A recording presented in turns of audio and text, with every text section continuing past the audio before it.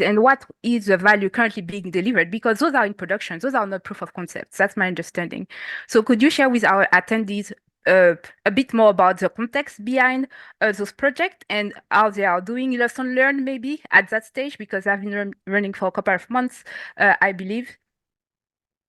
Yes, I think even a bit more than a couple of months in the case of Franklin Templeton.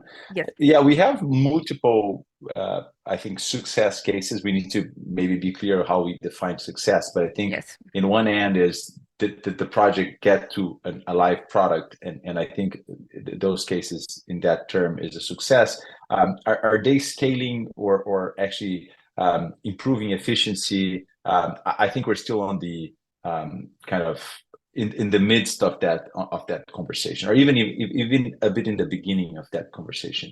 Okay. To be honest, because the entities that I think took this brave step to be the pioneers exploring this have now to work with their partners and their counterparts and regulators to sort this out, like how this will work, and some of this is being done after the product has been launched, right? But to be more specific here, right, and try to give you things that already succeeded. So if you think about our probably highest profile project, which is not ours, right? It's their project, Yes. but it uses Stellar. It's Franklin Templeton and the Benji app. So Benji is the name they gave to the app and to the actual asset, and the asset is a money market fund, and they already have tons of experience managing and distributing those kinds of funds. But then the way that funds, especially from investment banks and asset managers of the nature of Franklin Templeton work, is that they usually sell it to other retail banks to distribute it to their clients, right? And then the transactions between the B2B space is usually bulkier in nature, right? Like you do bigger transactions. Yep. They are not real time by definition, and there's some degree of counterparty risk between those entities and things of that nature. They actually, with that product, went all the way to the end consumer, being able to download the app, do a normal KYC for a financial institution, and once you're live, you can use Fedwire or ACH and just fund your account and buy Benji.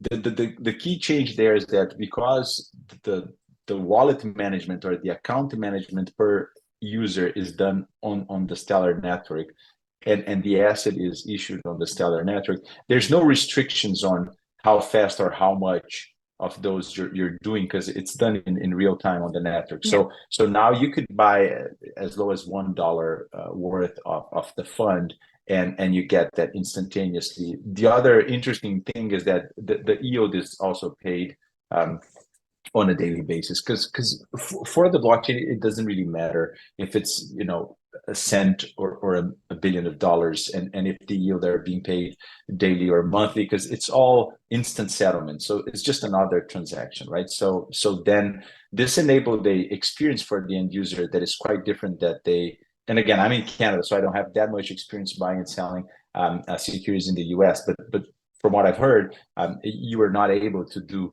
such a thing, and especially not through Franklin Templeton, in the sense of buying a fund, being able to see it in real time, 24/7, and also actually track your interest on that product, right? And as Franklin Templeton, there are others like Wisdom Tree and a few others that are still not public, that are taking this path of getting very well known and products that exist in many other venues, but actually getting this notch up a notch, in the sense of it's now going to be faster and potentially cheaper, and you can buy smaller amounts, right? So when you think about gold, real estate funds, those are products that I think most people understand what they are, and kind of what are the risks associated with them, but that it's not very accessible, right? Like it's either the minimum ticket is quite high, or your bank just doesn't offer it because it's not like a product you'll sell to your mass audience. So I think this is where it gets interesting, right? It becomes much easier for you to offer those underlying assets to your end user, because this layer between the physical asset and the let's say the compartmentalization and the distribution becomes much simpler, right? So so Franklin Templeton and Wisdom Tree might be the two most high profile ones in North America.